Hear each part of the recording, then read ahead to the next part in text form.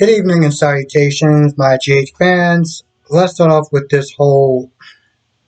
You know what? To be honest, I shouldn't be surprised. I'm disappointed, but I shouldn't be surprised that Carly once again lied about another paternity test. And I guess what irritates me about this whole thing is that she used, what Will was saying, her anger towards Nina as a justification to keeping the truth from her and Nina. And also lied to Drew for the same reason. I'm like, are you kidding me? I understand why people don't like Carly. I don't like Carly, don't get me wrong, but there's times where she'll do things like this and it's just like, are you kidding me? Like, you clearly have not learned your damn lesson. And I think that's what kind of pisses me off about this whole situation. Is that she's done this before. She's been caught before. She's looked stupid before. She's acted all apologetic before. But she hasn't learned anything from it. You know, make mistakes, doing stupid things is one thing. Not learning from it is what angers me.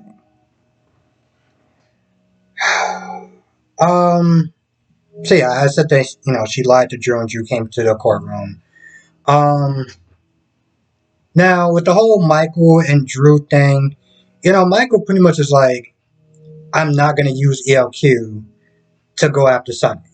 I'm going to sit there and find other ways to do it. And this whole anger, I understand his anger, about him growing up and idolizing him, and then realizing that, the person that you idolize, is like a complete sham. I get that. But I still feel like he is just taking this whole going to war with Sunny too far. But, whatever. It makes for great drama, so, you know, we're here for it, for better or worse.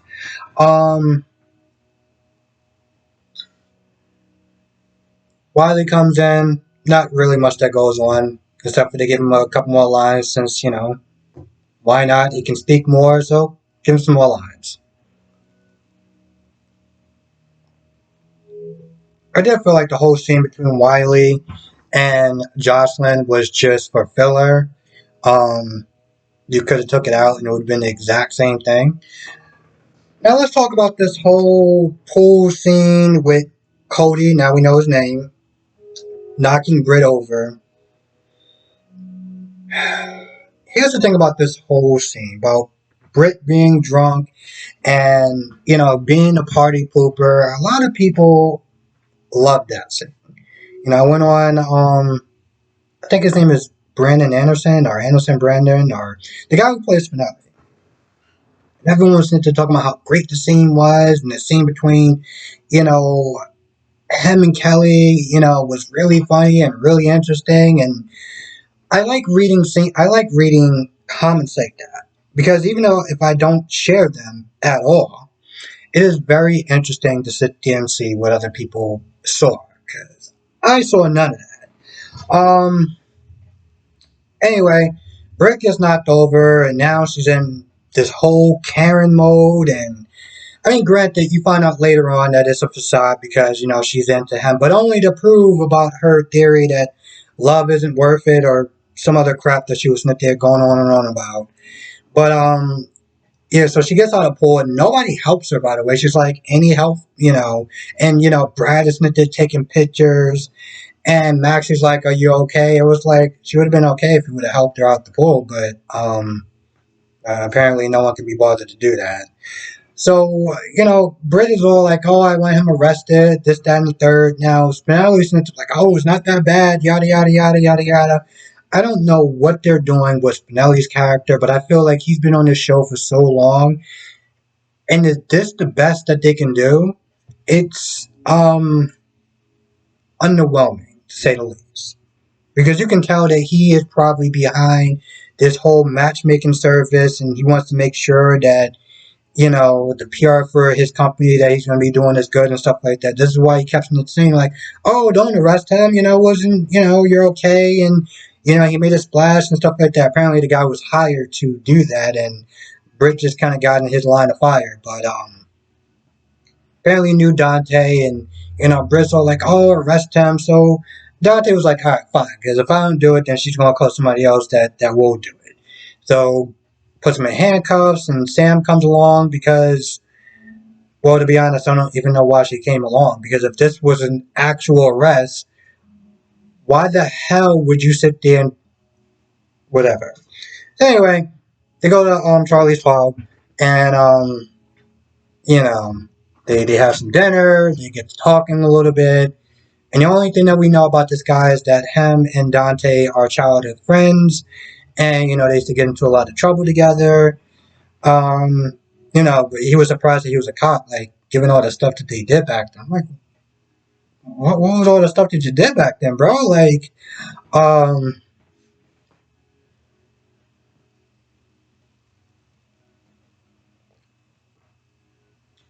so yeah. Also found out a little bit about the court trial as far as Nina losing and Sonny, and I'll get to that in a minute. But screw it, I'll get into it now. Sonny's there and he's looking for Nina and he's talking to Phyllis and they're talking about the simpler times and Nixon Falls. And I'm gonna be honest, Phyllis annoys me for a lot of reasons. Okay. But the fact of the matter is she's still pushing this whole Nina and Sonny. Um, she is shipping this whole thing. She's been shipping this whole thing since she got to Port Charles. Okay. Um, she's all like, "Oh, you care about Nina and this, that, and the third." I'm like, man. I mean, I just imagine her walking out, being, Phyllis being all cozy and cool to Carly, and then she finds out that they're sort of cool or whatever. But the whole time she's sitting there still wishing for her friend Nina to be with Sonny, her, married man at the time. Like just some real two-facedness. Anyway, Sonny's worried about Nina, and he finds out that, she lost, and he's like, I gotta go and find her, even though Phyllis is like, she needs a space, yada, yada, yada. Um, he goes to the cemetery, and he doesn't see her, so I guess we're gonna sit there and find out next week what Nina's gonna do. I'm not gonna lie, I'm not gonna get my hopes up this time. The last time that she left Port Charles, okay, the last time she left Port Charles, and I'm sitting there like, oh, bye, bye, see ya, like, I really couldn't stand the character. So it's like her leaving was like, oh man, this is so great. And somebody in the comment section was like, no, no, no, she's gonna be in some up and coming episodes. Like, what do you mean she's gone? I mean, she lost everything, and she doesn't really have anything left, and she's gone. Then we have to sit there and see a whole saga of her and Sonny and Nixon Falls. So I don't know what she's planning on doing, if she plans on leaving town, but I doubt it. I doubt it. So if anyone that doesn't like Nina, thinking that she's gone, we ain't doing that again. Okay, we're not gonna get our hopes. We're not gonna get our hopes up. I'm not gonna get my hopes up. I don't know how anyone else feels. I'm not gonna get my hopes up. And yeah. So Brooklyn and Chase dance around the important subject for pretty much all of this episode. All they do is they sit down and Chase is like, listen, we gotta sit there and talk. I feel like, we're not saying what we really want to say. And then they wind up not saying that and they talk about bringing down links. And I'm just like, bro, um, aren't your suspension going to be up in like, I don't know how many days? And you decide you want to sit there and help Brooklyn on this because why? Like, what are you doing? You're literally risking your career again. Again. To, I don't know, I guess try to please Brooklyn or something like that. I know that Chase said that he was going to sit there and try to do this thing on the up and up, but I'm like, with Brooklyn, there's no guarantees of that. And the last time I checked, I thought he really wanted to be a cop. But clearly not as bad as he wants to be with Brooklyn. He's just willing to just give his whole future career just out the window to be with someone that he clearly can't even communicate with. So that's I mean, and the same thing for Brooklyn too. You know, she's not saying anything, and she seems like she keeps trying to avoid the subject. You know, it looked like they were about to kiss even after Chase got that phone call, and she just like runs off. I'm like, I'm so glad that I'm not invested in those two because if I was, I would be so angry. I would be so angry. I mean, honestly, to tell you the truth, I think I would have been angry like I don't know, 6 months ago, year ago, give or take, however long they've been since they're trying to do whatever the hell this thing is supposed to be. So so Spencer and Ava are they're calling for Nicholas. Nicholas is in bed with Esme. The door's locked, and Nicholas comes to the door, and Ava's like, "Oh, what's going on? Why is the door locked?" And I'm just like, "Oh no, man's taking care of business. I mean, you haven't really been together in a while. I'm just saying, you know, the dude looked like he's all kind of flustered and everything. Use your head, you know." But he's all like, "Oh no, I was taking a nap and I was doing stuff and I took a nap and the wind blew and that's how the door got locked." I'm like, bro, you would have been much better off just not just saying that you were taking care of business than you went to sleep and the door just blew.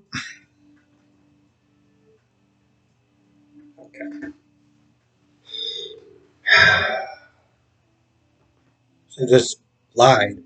I mean, well, told a better lie, a more believable lie.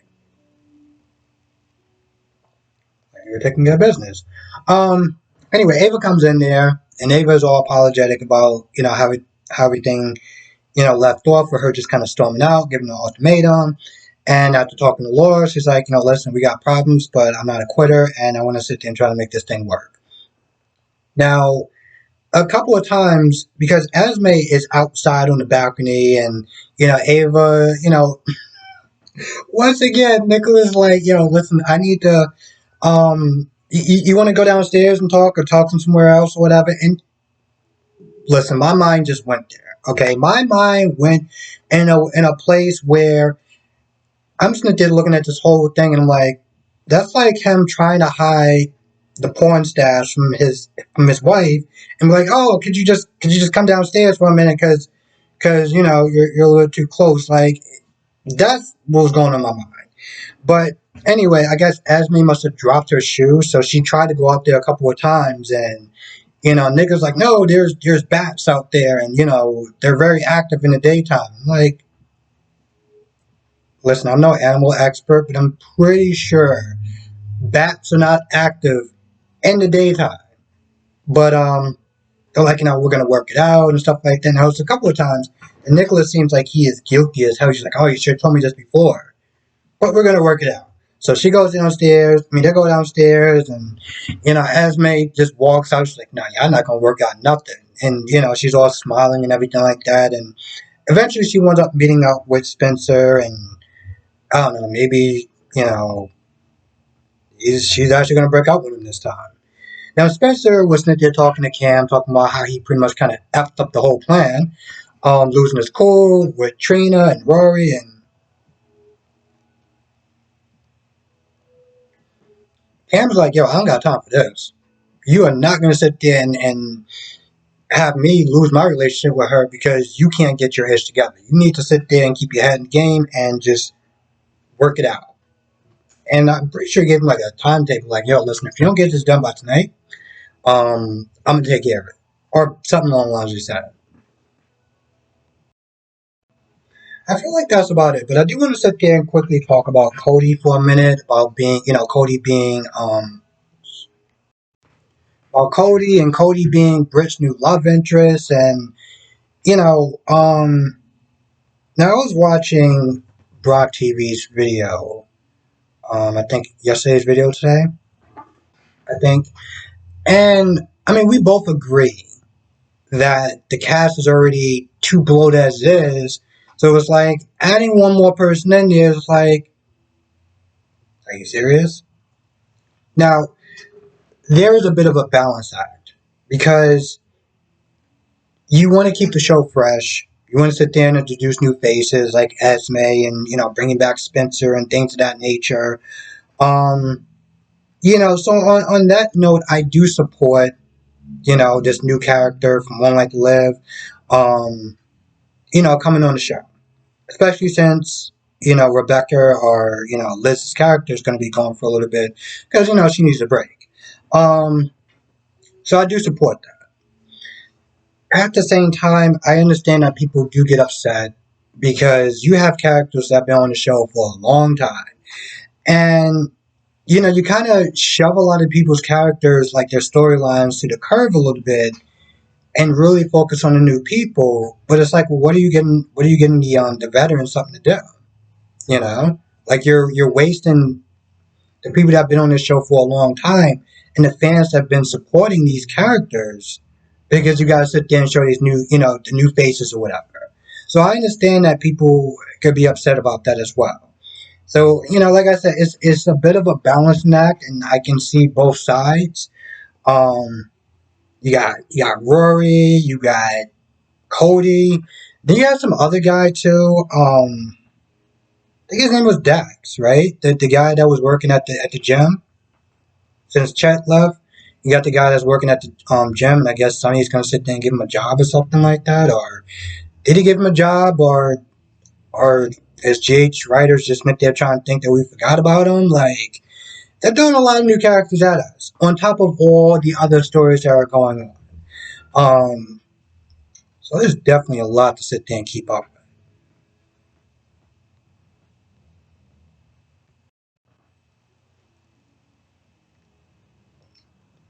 By the way, what the hell was Austin at? I say that because he was in the episode yesterday. Yet we didn't see him in this episode at all. I don't remember seeing him. Does anyone remember seeing Austin? This, again, this is where it gets to a point of a bloated casting system, an over bloated casting system. Because I know he was there. I know he was there yesterday because I was like, bro, your character's kind of pointless being on the show today, and so is Maxie, but whatever. And then today, in the same breath, you have a bunch of characters on there, and I don't see Austin. Now, if somebody saw Austin, please write it down in the comment section. Where he just disappeared? Where did he go? Where,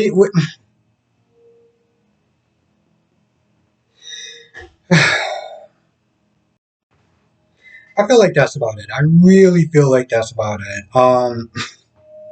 I don't know. In some ways, this episode, this review seemed kind of short because most of the stuff happened at the pool, and I pretty much kind of talked about all of them. Brett and not Austin because apparently he was not there today. So I think I kind of covered everything. And with that being said, I'm going to go. I want to thank you for watching. Be safe, and I will see you in the next video.